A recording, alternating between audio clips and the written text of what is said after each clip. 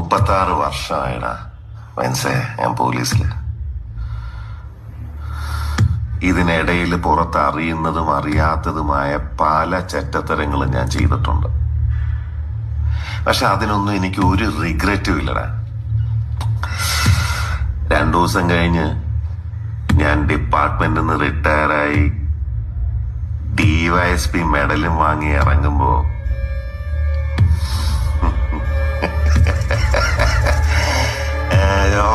പഴയ ജോർ സാറ് തന്നെയാണ്. നീ ആരെയാണ് ഈ പേടിപ്പിക്കുന്നേ എന്നെ?